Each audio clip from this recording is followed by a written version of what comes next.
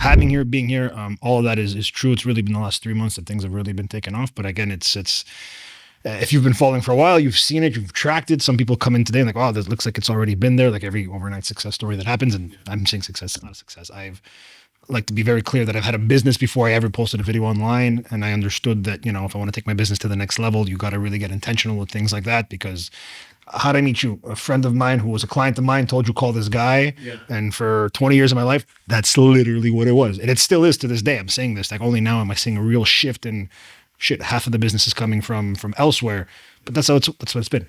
Yeah. So I've been doing that for way before a video ever came on, and then when you realize that, you know, you want a good life, you want an exceptional life, you want to take it to that next level, and like, you know, you see it, you know it, everybody knows I should be creating content and doing stuff, and then you realize content is a game in and of itself, because everybody's really good at what they do. Real estate agents are good at what they do, lawyers are good at what they do, personal trainers are good at what they do. To package that in front of a camera with the goal of generating a specific goal for your business, whether it's more clients, more money, more revenue, that is a skill that too many people they get that they have to do it, but, and I'm saying this from having learned it myself, it's extremely fucking difficult to figure out like, I'm smart. I know my stuff. I know my stuff better than anybody else. How do I make that do something or move the needle for my business in front of a camera? And overcoming all of those things that everybody goes through. Talking in front of a camera is weird. We can talk to each other. We can talk to each other like it's normal. As soon as there's a camera there, like I got to sound this way. And it's, you know, and then you realize the people who look like they're succeeding the most are the ones who it flows for them. But I promise you, 99.9% of them, if you go look at the first video they've ever made, complete garbage. Oh, yeah. It's just normal. It's not a natural instinct to sit in front of a camera and just think that like, oh, it's going to flow the way it's supposed to flow. And the people who are achieving whatever perceived levels of success, I promise you, that's the endless, like, holy shit, yeah, this sucks. Or spend 3 hours editing a video for 7 views, 3 unfollows and 2 likes from your mother and your girlfriend, and then like, and for years and months, it's like, but you were good at what you did. So yeah, it's fun to see. I appreciate that the recognition, if you want to call it. But I mean, yeah, it's there was intention behind it. I absolutely like, again, this is the missing ingredient: humility to say that, yeah, my business is great. I could have not done anything and still been great. But the intangible parts of the business, that's why, to my earlier point, like people are good at what they do. Like I like to think I was good at what I did. And that's like speed of service. My biggest competitors are the internet or literally social media. If I don't answer you back within reason fast enough, you're gonna forget that you even called me. And, you know, it's a big thing that I have with a lot of the people that I work with too. Like, yeah, do I have to answer at 10 p.m. at night? Like, probably not. But if I do, what is the perceived on the other side? So I'm like, fuck, okay, I wasn't expecting it, but now I got it. Now the guy cares enough. And it's not just answering for the sake of answering. It's answering with something like, oh, if I really wanted to book this right now, I could. I haven't even had time to think about it. So, but that also, speed doesn't just come from, that comes from years of doing the thing. You have to know after a conversation, I should be able to understand within 5 minutes or 10 minutes of speaking to you, okay, I know exactly what I got to do for this person. And then relying on your network, on your resources to say, hey, okay, here, this might be for you. That, being a fucking really nice person is really underestimated and undervalued. Everybody thinks like, people in sales, like they get irritated very quickly. Like, just be nice. And then but that takes patience. Double-edged sword, because I'm too nice with people that I work with or work for me. I get stepped over. But the reason why I'm nice is why I have so many goddamn clients. So I can't pretend to be mean when it's not in my nature to be that kind of person. But it comes with it's a double-edged sword. But yes, it's what you experienced the first time. That's 20 years of doing the thing. And I'm like, how do I get more people to know that? Like, how do I scale a business? I can hire people. Everybody's great at learning where something is on a map. I could send them to any hotel and they're good at selling the thing. If you have nobody to sell it to, it doesn't matter how good you are. So that was the thing. Like, how do I make more people know that I'm good at what I do? This stuff, the fucking, we're all on our phones all day, every day anyways. And I have access to the world that most people don't have. Like, why I should be doing more with this. I'm on a plane once a month or every other month. Like this is a glitch that most people don't have that. And now that, like, since you had your first kid, like, how do you guys manage it all? Like, when you have to go somewhere, it's like what, 2-3 days, you visit a hotel, you know, maintain those relationships and at home as well. Like, I mean, a lot of things. I mean, you guys work together sometimes, right? Yeah. I mean, she's only a year old now. So like, I work with, like, we're going to Italy next, a couple of weeks, and like, amazing. One, it's always been a dream of mine to travel with them. Obviously, your partner has to know what she got herself into, and she absolutely does. And good support system with my in-laws and things like that. But yeah, I mean, absolutely, you have to give it to them the credit. Like she knew that. It's a weird thing. I don't get paid to go to these places, but going to these places gets me paid when I come back. And so yes, they're business trips. They're expecting. You'll never see me fall off the grid where like I haven't gone on a vacation for like, I can't even tell you once in the last time. And when I say vacation, like I'm not filming anything. I'm not answering my emails, and I'm literally just disconnecting. But I don't care though. I don't think it's just fun. I like to do it. So I get to, it's not people work-life balance. It's work-life integration. We're doing the thing.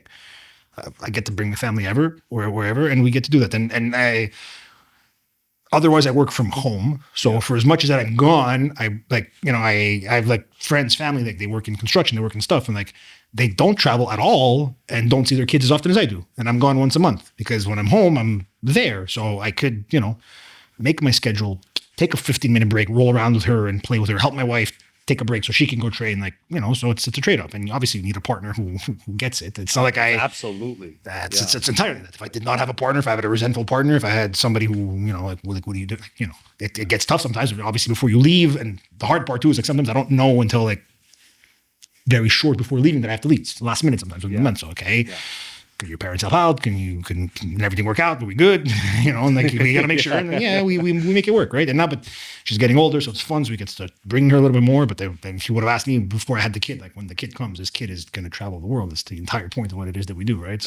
That's amazing. Honestly, it's such a blessing to like have those experiences. And when she grows up, it's gonna be like she's gonna remember like I went here, there. Like it's so cool. 10-year-old her won't remember her 1-year-old trip, but 2-year-old her is going to remember her 1-year-old trip, and 3-year-old her is going to remember the 2-year-old trip. So people don't understand that per se. Yeah. And I mean, again, that's how I grew up. My mother, my mother did this. I grew up in this. She brought me everywhere as a kid, and it completely shaped my life view, my life vision. Like that's what got you into this. I bought the company off my mother. I've been doing this. I've never done anything else. I've had like side jobs. I worked in clubs. I worked in bars, part-time through school, but I was always doing that during the week and stuff. So like I'm 37 years old. I've had my travel agent license since I was 17. So it's 20 years I'm doing the thing, but then I'm doing it officially. Like I grew up telling my friends' parents and my school teachers, you got to call my mom for vacations and traveling with her everywhere. Like that helps. It helps. I used to talk about hotel. I knew as a kid, every hotel that had a water park or an arcade, or I used to like, it's hard to remember when you were younger, but like there was video games would come out in the arcade format before actually coming out and things. And I used to see them when I used to go to arcades. And like, I used to play a video game. I'm like, fuck, it's not even out in stores. It's not even out in the Nintendo yet. And like, I'm like, and like, you don't realize that you realize this because you're traveling so much. And like, when I realized my mom sells joy. people want to buy this stuff. I don't have to cold call you. You call me when you want to go somewhere and spend a lot of money on places. Makes it a lot easier. I don't have to force you. It is. That's why it's not sleazy. I'm not cutting corners. And like, I love real estate agents, but again, you'd have to ask one of them. But there's a dynamic when you're selling somebody maybe one house every 10 years. I make my money by hopefully speaking to you 3-4 times a year. When you were referred, because I'm somebody that doesn't like, when I don't like to be pushy. I don't like that sleazy. Yeah, me too. Like I hate that. But when people are pushy, you get a feeling. You need a car. You need a car and you need a house. You don't need a truck. But I don't need to buy it from this person. Exactly. So, it can be. I can go to the next dealership. The cars are a dime a dozen. We're using that as a metaphor right now, but it's a feeling that somebody gets. When I contacted you, I felt like I was taken care of. And it's the only way. You said, "What do you want?" And that was it. You handled it. The rest. It's the only way this works. It's but that again, like my longevity in this is like people don't take one vacation a lifetime. Some people might buy 2 houses in their life. Yeah. If you're an investor or whatever, a real estate investor, it's a different story. But like, how many people are like that? The majority of people take at least, hopefully, 2 vacations a year, at least 1. So which means I talk to you at least every year, right? So I need I want to make sure that you call me every single time, every year. It's like a recurring revenue. And then, you get to good places, depending on whatever. You take 2 vacations. You take one in the summer, you take one in the winter. And, I work with a lot of entrepreneurs, people who make their own schedules. And, some people travel often. It just, you figure your way out through there. But yeah, the point being is at the very worst, I'm talking to you at least once a year for the rest of your life. Today it's on your own trip, and then it's your family, it's your whatever. And so it's, I have zero interest in being sleazy, lying, getting caught, doing anything that has my own interest. And sometimes, you spend time, and the return on what you make on it it's not about that. Because then if you refer me 10 people and you come back every year it gets faster. So it might take long to get to know you the first time and go and figure out. But every year I know where you went last year. I know what you haven't done yet. If I knew you like that one, it takes me 3 seconds to say you're going to like this. Yeah. And then it becomes quicker. And so, again, a lot of people that I'm trying to bring up into this industry, I don't have the patience to see it through to get to that point. Because now, like, oh, you make money this way and that way. True. And there's so much stuff online. How many fake luxury travel online?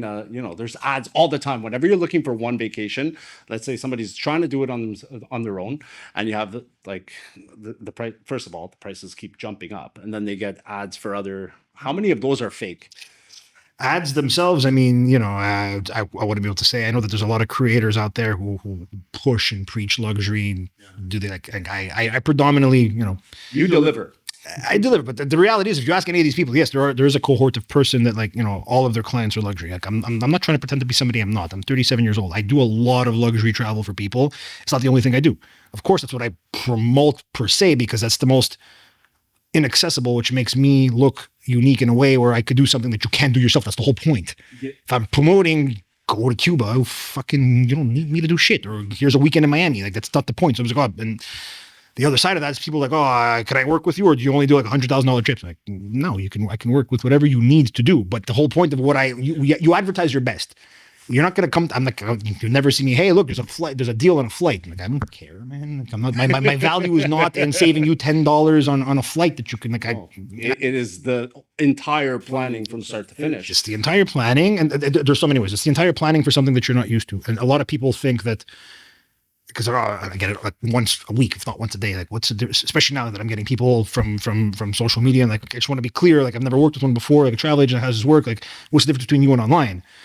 I'm like, where do I start? Because that's one of my favorite questions that I get. And it's like, okay, anybody can book online. The skill is in the decision of whether it's good or not for you. And that comes from various factors.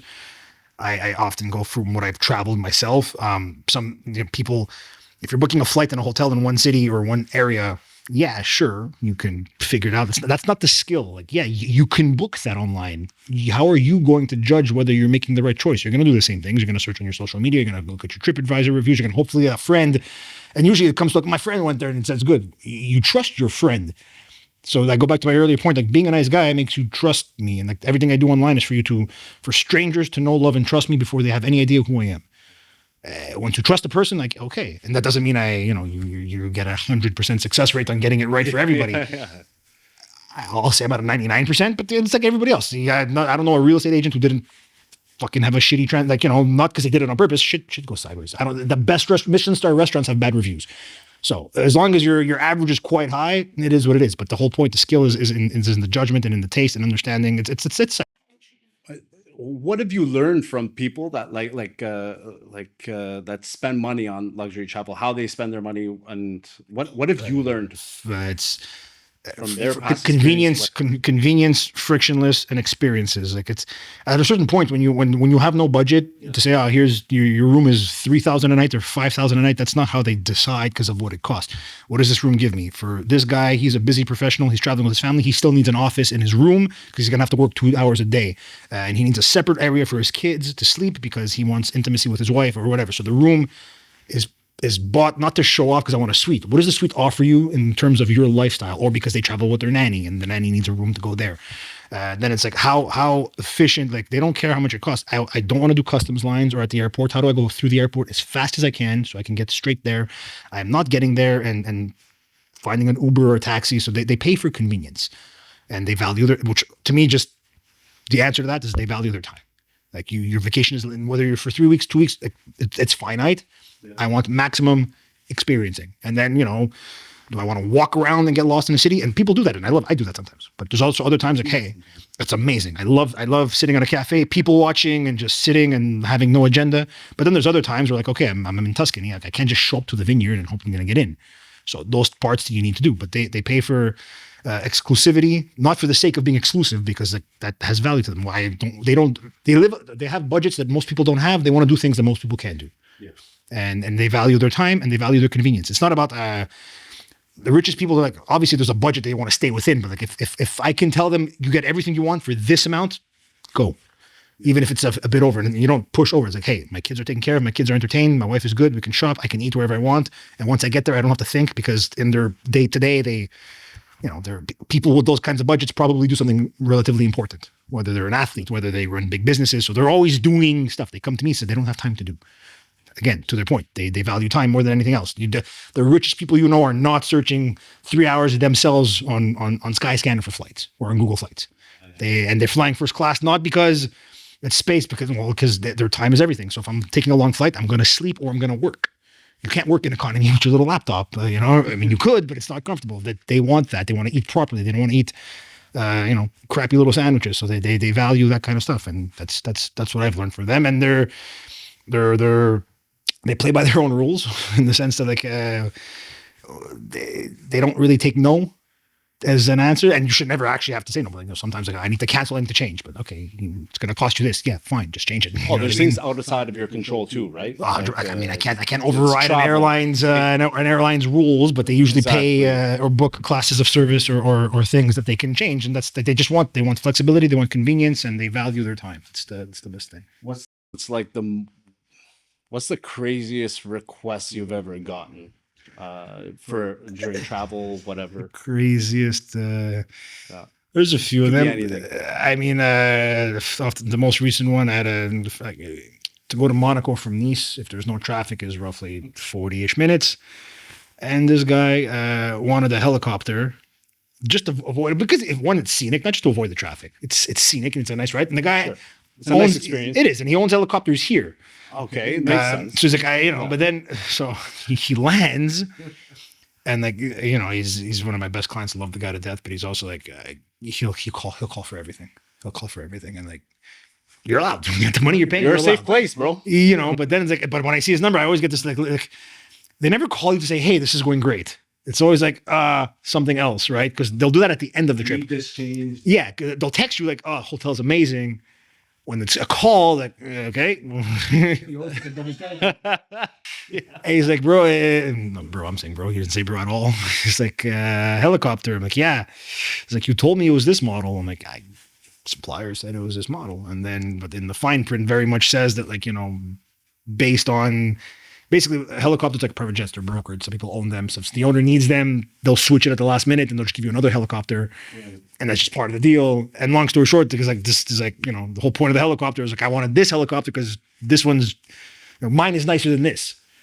I'm here. This guy's complaining that his actual helicopter is nicer than this helicopter. And so now his kids are disappointed that they didn't get into a nicer helicopter than him for the 8 minutes flyover from Nice to land into Monaco. First world problems.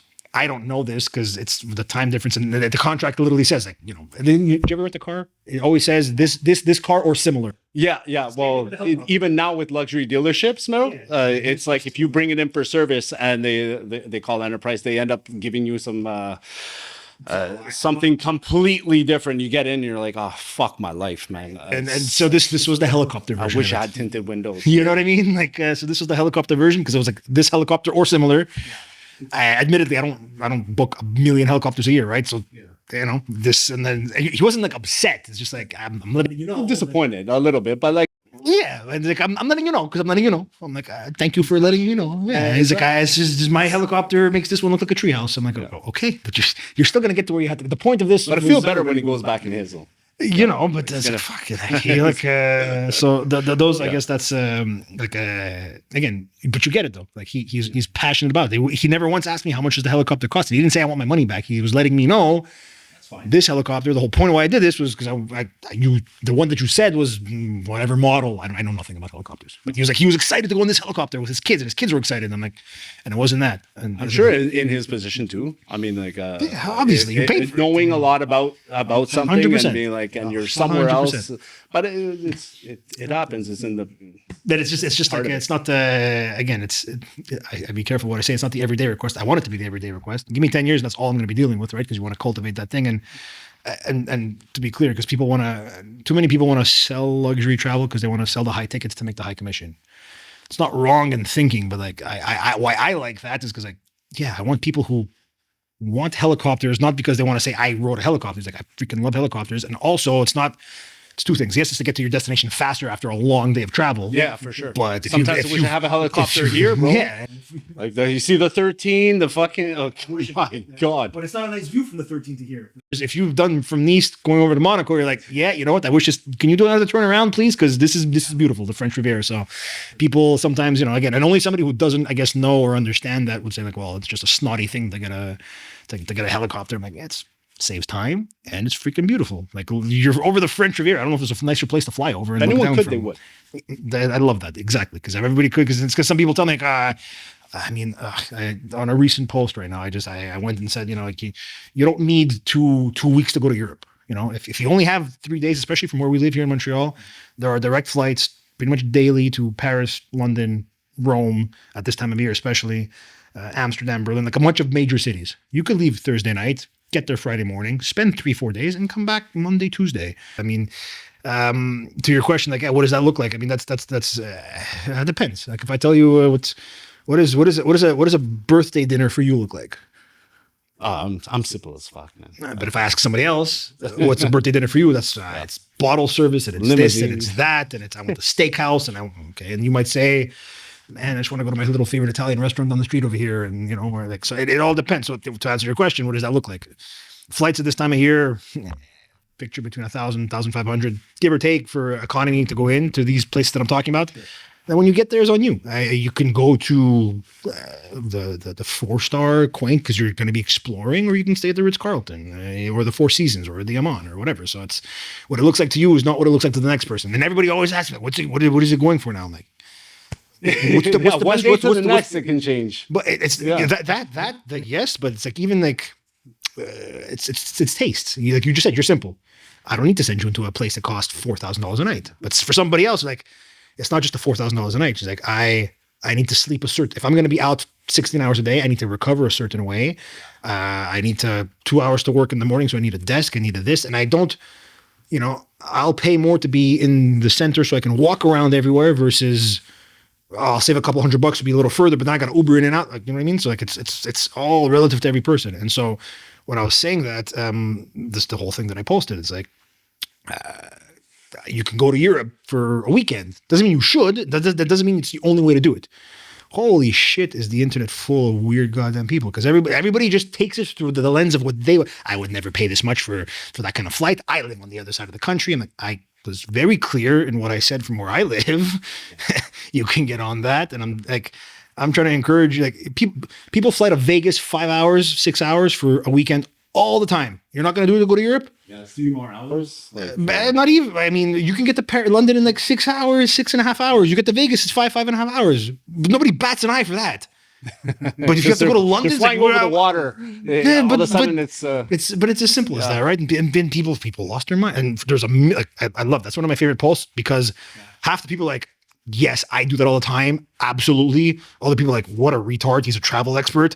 You can't go to Europe for like less than X amount of time. I'm like, oh, speak for yourself. Don't tell me what I can do. I've done it a million times. I went to Geneva for a weekend. I went to Paris for a weekend. I went to London. Who are you telling me that I can't? Like, I literally said this because that's what I've done. Yeah. And then there's a million other people saying yes. And then there's a million other like, you're like, but again, it's the bean soup theory. Somebody puts a bean soup recipe online and somebody who doesn't like bean soup is yelling at the person for putting it on. Well, we weren't talking to you. Wasn't talking. If you don't like bean soup, it's like, okay, don't go scroll. You don't have to stop and leave your 2 cents. Obviously, this one's a little different because people like, but why I was saying that is because people are like, oh, that's so expensive for a weekend. For you. I'm not saying that I'm like, for you, your finances are you. Some people drive Ferrari, some people drive Hondas. They both get you to point A from B.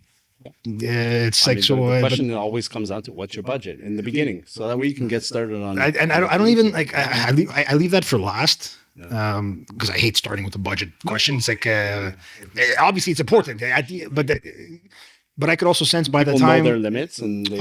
At the end of the day, and even people who say they have no exactly, and even people who say they have no budget, they do have a budget at some point. It's very exactly right. So, but when you get a sense of what somebody wants or needs, it's like okay, I probably know which range you're going to tell me after I understood and getting to speak to you, which makes it a lot less like.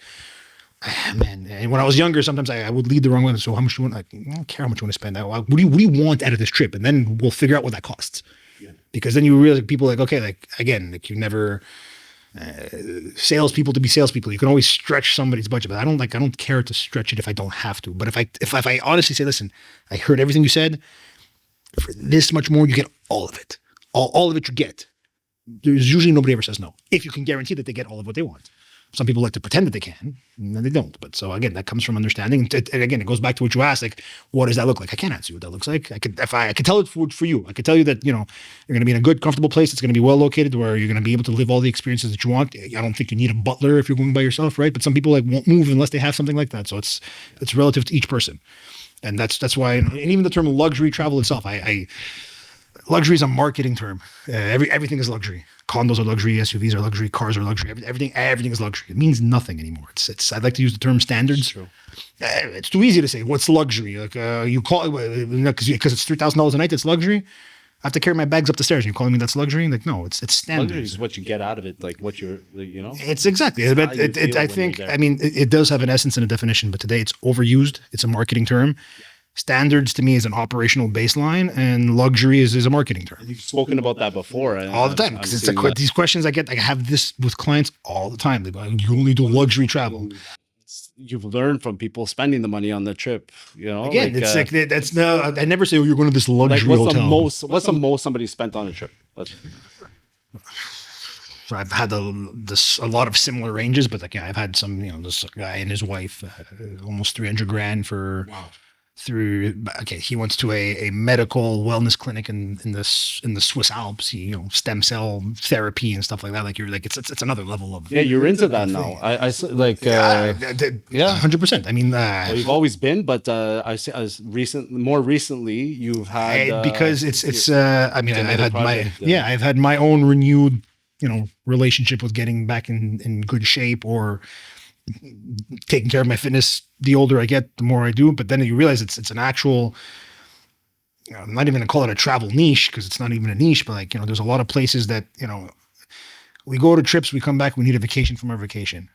And sometimes, but that's one way of traveling. It's not for everybody. And as I've grown or evolved, not only in my career, but as a human being, you realize that people value other things.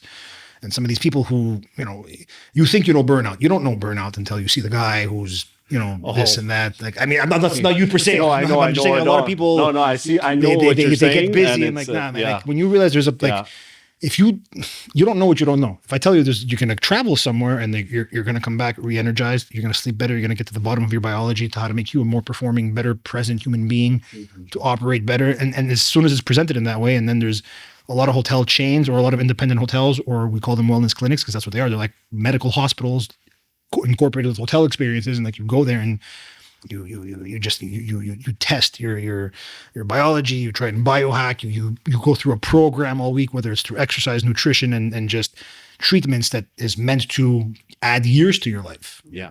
And there's different degrees about that. I was but again, and then you realize, I'm still thinking about it. Honestly, I still want to do that, and I love that because that's there's three things. The academic side of it is it's there's a lot of them. It costs money, and that's not something that somebody's going to price shop you on Expedia. You can't get that on Expedia. No, you can't. You have to know how it exists. They're extremely. I'm not going to say expensive. They're pricey because you get a lot, but to somebody it's exactly, and to somebody it's priceless. Yeah. Give me this. I don't care what it costs. If I can go back, and some of these places they screen for cancers that your own medical system can't do, and then you come back, people think supplementation or diets or whatever. We're all made differently. How many times, this, everybody knows somebody in their friend group or close enough that says, I've been dieting, I've been this, I don't eat a lot, and they're fucking. There's no one size fits all. And obviously there's baselines and guidelines, and you eat well, rest, recover, train sensibly within your limits. It'll move certain things. But if you're at a certain point of, and it's not even just aesthetic, it's internal. People that, in whatever age of life, after you've done if you're building a business, it takes you 10 years. It took 10 years out of your life. You have to recalibrate. You have to come back. You have to figure out how to last longer if you're trying to achieve things. And I realized in the luxury space, or people who are well-to-do, they value the heck out of that. So I could tell you can go to the south of Spain and sit in a palace. You're going to go to a luxury hotel anyways, but you're eating a Mediterranean anti-inflammatory diet. You have a consult with a doctor every day. You're doing cryotherapy, sound therapy, massaging, 70 types of massages, every sauna, hot, cold, whatever, working out with a trainer for a week. And you come back because people travel to disconnect, reconnect, and re-energized. But I've seen too often people come back more broken from a trip. We're going to Italy for 3 weeks. We're sleeping less. We're walking way more. We're overindulging. We're overeating. So you come back from your 2-3 weeks, and it's hard to go back to real life after. There's a lot of truth to that. Because like, each time I take a trip, between packing everything and like even getting there, even if you're relaxed for 2 weeks, you get back and you're like, fuck, I have all this shit to do and catch up on. I got to make, and then get back into it. And the physical toll it takes. You're running with your kids. You're on a different time zone. You don't go to Italy to count your calories, right? So you're eating more. Okay, it's not made the same way. It doesn't feel the same way. But at the end of the day, you're eating. Yeah, but you're I still can eating eat as much and still lose weight and look better there. It's but coming right out of the water, 100%, right? Because there's, it grows from the ground and then you eat it. It's not made with preservatives or whatever. Or the wine has no sulfates. They grow their own beans. But exactly. And but that is like, people go like, I get it. You're there. You want to make the most out of it. So in some days, and I, even when I build itinerary for people, I'm like, how do you want to? Because yes, I want to see a lot, but also give me a day. Don't bother me. Like if I want to wake up at whatever time I want to wake up and just sit at a piazza or sit on the beach and do nothing, fine. But I don't know, when you go somewhere, especially for the first time, you want to see as much as you can. So point being is you come back, I'm not going to say broken, but tired. And then now we're getting to a certain age. Our priorities are different. In the first 10 years of my career, in my 20s, people are just going down south. People are they're travel wasn't a reward, it was an escape. So people go down there, they drink like fish for 7 days, they party like animals, and they come back. That's what the standard all-inclusive is. Yeah. And then they got a girlfriend. So when you travel with a girlfriend, you don't get drunk 7 days, you get drunk every other day when you're with a girlfriend. And then when you get a kid, you travel with the kids, so you get drunk maybe twice on your, like, you know what I mean? Like, so it evolves. You miss the shows at night because you're in the room, depending on how old they are, No, I don't know. I've been there. I don't know about you, but I'm at an age now where like I wake up at the time I used to go to bed. You know what I mean? Like, and I think it happens to everybody, but I see that in patterns of travel. Like people, some trips are made for a specific purpose, and where I have a lot of fun now is like, the trips that mean something. You're going to discover something, and in discovering a destination or a place or a culture, you're going to discover yourself. The more when you see how people eat as a family in one country or in another country, when you see what people actually care about in terms of society, when you go to Italy, everybody's like, why is the dolce far niente, or you ask any European, they look at North Americans, you guys are fucking crazy. Yeah, you guys you're 14 years old thinking about RSPs, you're fucking stressed running around. To die before, you know what I mean? Well, meanwhile, these people have 4-hour lunches, they close shops in the middle of the day, they don't work when they don't want to work. I landed in Italy on a national holiday, bro. The streets were dead. The only thing that was available was McDonald's at the corner. I was on the Corso d'Italia. It's right in the heart in Calabria, in Reggio, and I hate McDonald's. I very much dislike McDonald's, but it was the fucking flashing sign was right there. Everything was closed. Couldn't do grocery. We got there and I'm like, okay, so I go in there. This is actually funny because it's been so long and I forgot. Go there. I ordered the kids the food and everything, whatever. They get their meals. Me, I'm like, I ordered my meal and then I asked for a root beer. So I'm like, okay. I didn't think anything of it. I was tired, and they give me a cup and a bottle on the side. So me, I'm thinking it's like A&W, like they give you a fucking thing, those root beers in a bottle. Man. I get the thing, I pour it in the cup, and I'm like, I smell it. I'm like, it's beer. Yeah, I don't drink beer. They understood beer. That's all they heard. What? They understood beer. That's all they heard. Yeah, that's all they heard. Like they're fucking simple. They assume I was American, probably. They're like, I get that all the time. Yeah. All the hate comments on that. Like, as soon as it's like, especially on the internet. I mean, when a stranger gets involved in your stuff, they just automatically assume you're American. Yeah. It's easier. They automatically connect Canadians with Americans, and I mean, we're hard to tell apart. Smell it, and I was like, oh my god, I was tired. I threw it out. I forgot they sell beer at the McDonald's there. But it's just even during the afternoons, you go out, everything's calm. You have to wait until a certain time. Yeah, you live their life. My family, I'm like, when the fuck am I gonna eat? Here I eat like 6 times a day. I'm like, they're like, nothing's open right now. Let's go for some gelato. I'm like, I had gelato 6 times today, bro.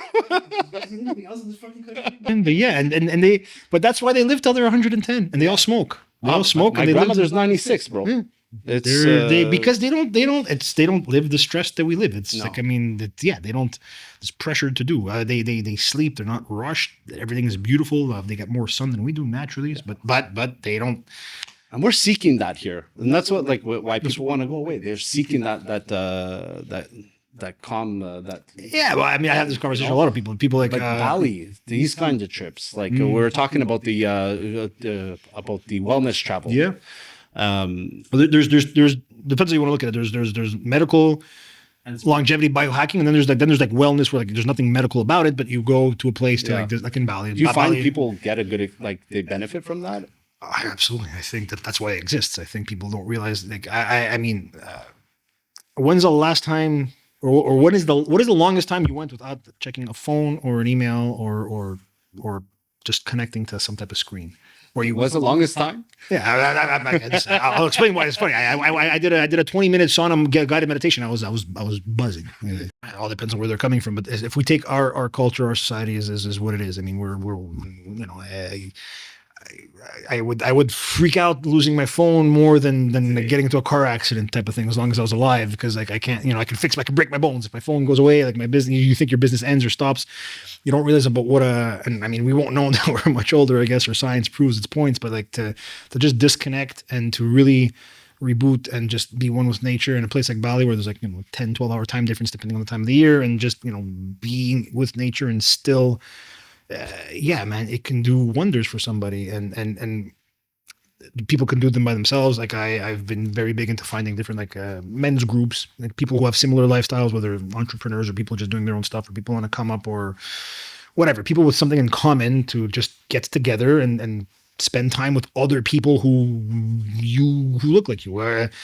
We're friends today with people that we grew up with, and some, you know, I think it happens to every group. People just go different ways because you're doing different interests, and some people who, you know, like they stay together because they have commonalities, and, you know, other than history or that, like what else do people have in common? So these groups are interesting because, again, I'll use the entrepreneur groups because that's what I'm attracted to what I'm doing, but it's other people who value building things, who don't disconnect nearly enough, who have trouble speaking about what's really going on with them, or, you know, emotionally, because it's taboo, and then, you know, like, or people who have too much pride to ask for help or advice for other stuff. So you get these people together, you work out together, you train together, you talk together, and you spend time in a place where the culture is completely different. Because if you do this in a place where it's too familiar, then you don't really feel like you're escaping. That's why people flock to Bali, because, or I guess North Americans or Europeans, because it's so far away from what it is. Their culture is so different.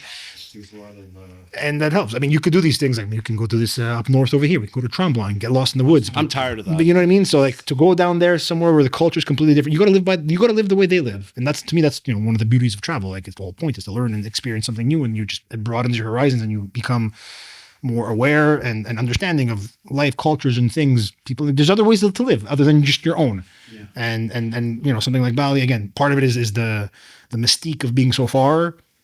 But it's a nice place to do it, because everything is, I mean, there is a question that Bali is getting overrun to a certain degree, but there are still places where, you know, like you could, any place that gets popular, it gets, you know, gets commercialized. I'm not going to say Americanized, because it's not Americanized, but it gets commercialized, where it's because, you know, it's no longer what it was. Big brands come in, infrastructure comes in, and I get it, but there's obviously still places where you can go and do exactly what it is that you're trying to do, and ground yourself and meditate and train. And there's some, but you're good at that. You find these places, because I mean, I've seen a couple of, like, you know, we're going back to Italy again. We're both Italian.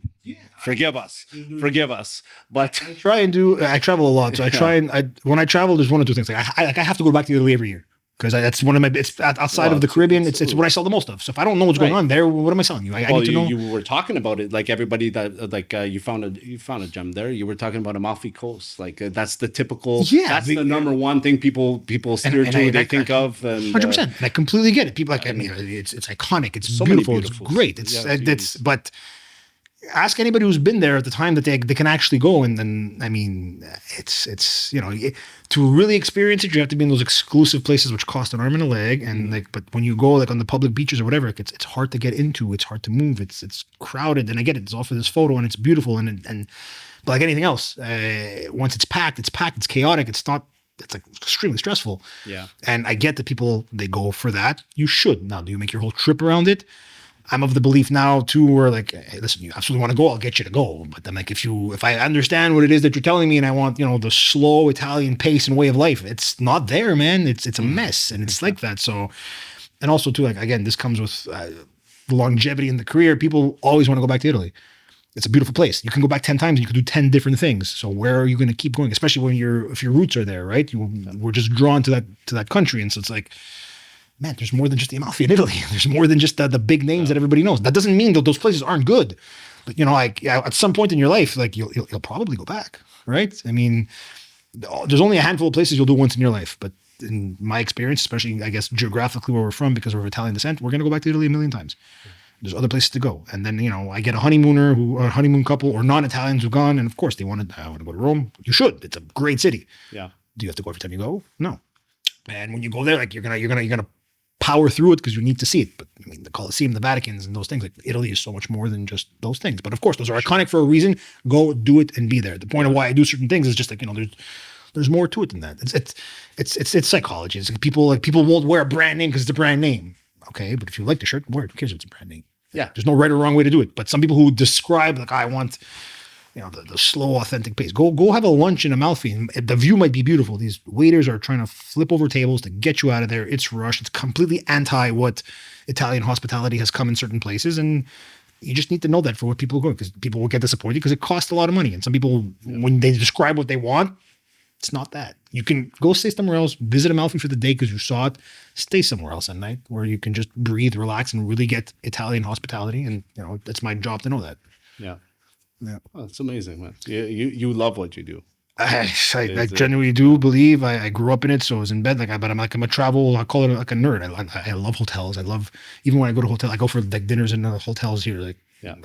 Or have a drink at a bar at a hotel. Like a hotel bar drink is one of my favorite places to drink anywhere. And think of the favorite ones in the city. Everybody goes to Marcus. You meet so many people, eh? Interesting people. Interesting people, yeah. Hotel bars, yeah. Oh, because, especially in your own city, because like, yeah. It's a lot of tourists, and this called the higher end the ones there. Anyway, yeah, I mean, look at like we have 3 major cities. So I mean, people go to Marcus over here. It's in the Four Seasons. Board George is in the Mount Stephen Hotel. Yeah. The Ritz Carlton has the tea time that everybody goes to, or the F1 parties. They're all in hotels. Yeah. So these are places where you're going to meet interesting people. I love it. I'm a people watcher in a non-intrusive way. There, like I'm in the business of understanding people. Yeah, networking. It's networking, but like you know, like understanding different walks of life. To your earlier question, what have I learned from people? Like I'm still learning from people because people's like I'm changing as a human being. What I want today when I travel is nothing what I wanted 10 years ago.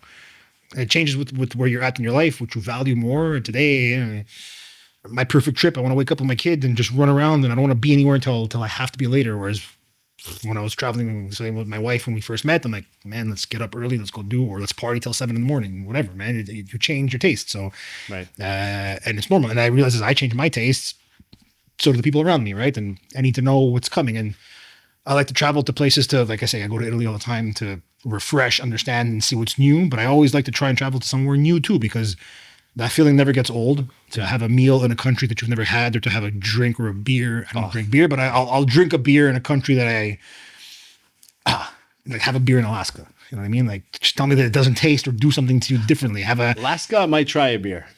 You know, like or have a meal in a place that this is what they eat here, or you know, or go hang out where like obviously you want to be in the main areas because that's where the attractions are, but like go and find a dive bar or a hole in the wall a little far off. I love that mom and pop shops. You have to rent a scooter wherever you are. Just fucking explore. I've always been the one to want to explore. I wasn't too big on the party, go there, stay at the resort and drink. I went down south, but like I still I was looking to step foot outside and like that as I was younger.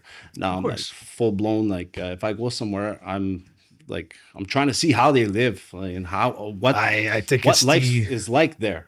It makes you just appreciate everything you have here. I remember vividly as a kid when we used to. I mean, obviously we went to the Caribbean a lot, and there's a lot of different islands. But we would get there, and you know, we take the bus, the taxi, whatever it is, to the hotel, and like you don't realize you're on your way to this wonderland of places, this tropical, beautiful hotel. But on the way there, it's like, I'm not gonna say slums, but like the hotel does not look like the route to the hotel. No. And then you see things in the street, and then like I remember as a kid looking outside, I'm like, this looks different from home, right? And you realize later, it completely is the things that we stress about back here versus them. They don't like, you know, they share shoes. They play in the street. We lose our mind if our Wi-Fi goes out. They don't know what Wi-Fi. Okay, certain places do, but like those kids aren't glued to their phones, right? They're playing in the streets. They're using their imagination. They're being creative. And as a kid too, you realize I used to when I was a kid, when I was really like, I used to love it. My favorite thing was like going to a hotel, ordering a movie on the TV and ordering room service. Well, my mom or parents go do whatever they want. Like that was like, you get to order room service and like order movies like on pay-per-view, like before it was everywhere, right? Before streaming or whatever. Like now it's just Netflix. You log in. Some people leave it on, and then you're like, oh, cool. And then hotels, nice. Hotels used to have movies on their TVs sooner than the video stores would have. Like they were just in theaters, but the hotels would get them first. Yes. So you'd have to order. Like I remember, like as a kid, like you go to bed early. My mom like order room, so you order everything on the menu of room service, order a movie, and my mom would go to the casino or have dinner or whatever. Like and we'd stay. Like that was so much fun. And like on my way there, but like there's kids in the streets with no shoes on or whatever, or like these we're tipping the butlers or the waiters or the whatever, and like. Why am I giving money to everybody who comes? Because this is what they do. This is what they work. And then, and the sincerity of the thank you, so you see that when you're 4 or 5 years old, like we're not tipping $1 bills to everybody back here. Like we tip at restaurants. So you don't see your parents tip because they're signing, over there. Like you see them physically hand them money. And it's like, why are you doing that? Yeah. It's a way of saying thank you for the work that they're doing because you love this, right? You love having a cheeseburger in your room with a movie on. It's because of this guy or girl, and it's like, oh, okay. And then you grow up in life and like I overtip because I know how hard people work for that. So that's like a subconscious thing that you do because I used to see my mother tip things like that as you're growing up. You're everybody's important. You're in a suite, but this person's life is to make yours easier. You don't know that they're going home right now and they made $100 this month and they have 4 kids to feed, right? Same place I went to 10 years before. Yeah. Then COVID hit, and it went 10 years before. It was amazing, bro. I was like, I'm coming back here. And I did. And went on a downtime, but it was exactly what you're saying. It's we have so much. We go there, and I was like, I felt bad eating at the buffet. Like it was so like they're just looking at you, and then like, these are the people. They're human beings. They have lives. They're raising their kids too. Yeah, like you think that like they got kids. Like I'm somebody's kid, and I'm sitting in a suite, and you're somebody's parent. Yeah. And you're serving me, and like it was a humility thing. Like my mother would never, like these are people too, and like they're working, and maybe it's not the same work. Like you treat them with dignity, respect, and they're doing you a great thing, and they're happy to do that. And again, you don't realize it when you're 5 years old, but the older you get, and like now I go to a restaurant or a thing, it's just like, unless you spit on my food, I'm tipping you 20%. Just I don't know, like it's just a thing. Like I value what you're doing, and like some people are just like, they didn't make eye contact. Yeah, and there's these arguments online, or people writing stuff on the, bro, what the fuck are you doing? Unless it's egregious, it's just rage bait at that point. For sure, but again, those are the little things that that you don't realize as a kid, but like as you're getting older. And so again, to my point of like why I'm going to bring my kid as often as I can, because I like to consider myself a half a decent human being in the real world, because I think I'm not better than anybody else, but you have a different perspective of what the real world is. Like what stresses us out over here doesn't stress out the person on the other side of the world. What people and like.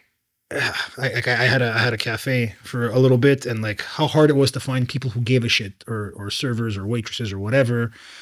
And I'm thinking, I'm like, man, because they want like $20 an hour to work from like 10 to 4, Monday to Thursday. They don't want to work nights or work weekends. Meanwhile, this guy for $100 a month is breaking his back, bringing me 17 trays of cheeseburgers and chicken fingers with a smile.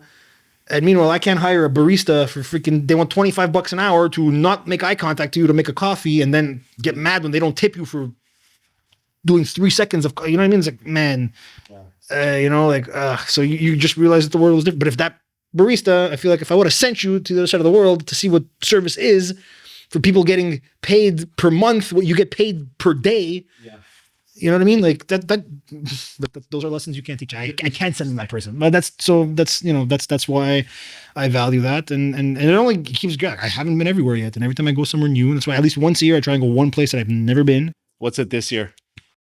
I went, I've been to Spain, but I had not been to that area of Spain, in the south of Spain, in Alicante, and to do an actual full-blown stay at a medical clinic, longevity clinic. I visited them for the day, but had to go through treatments. Yeah.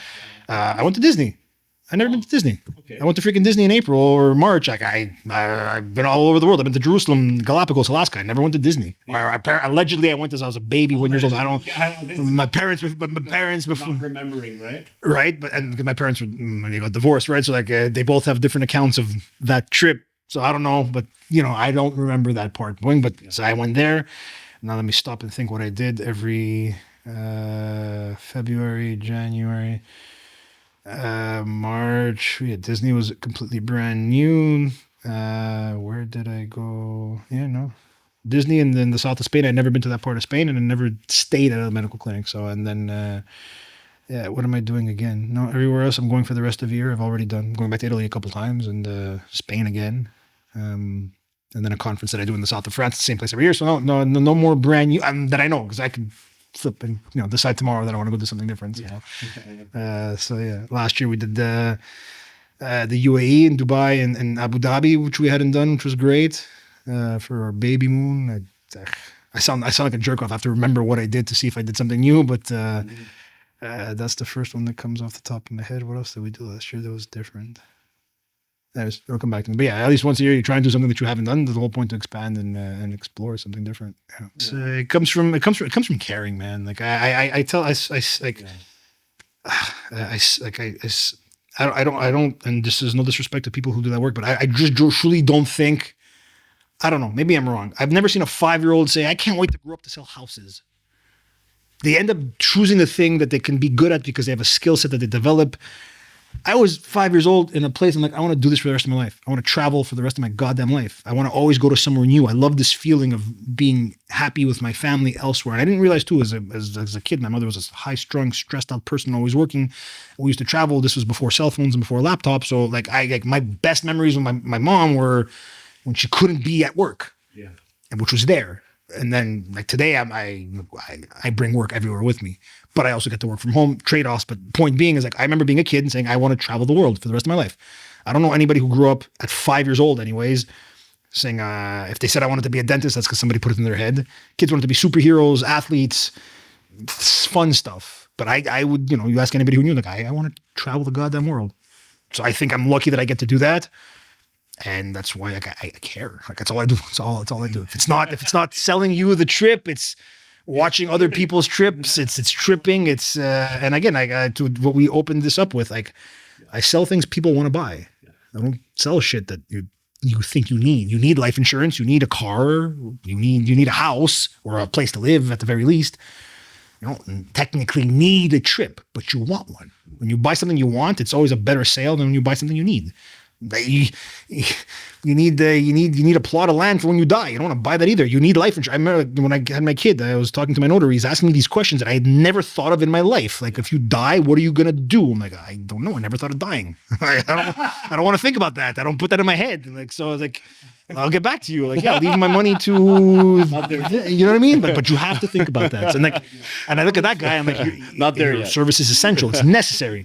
Fuck is morbid though.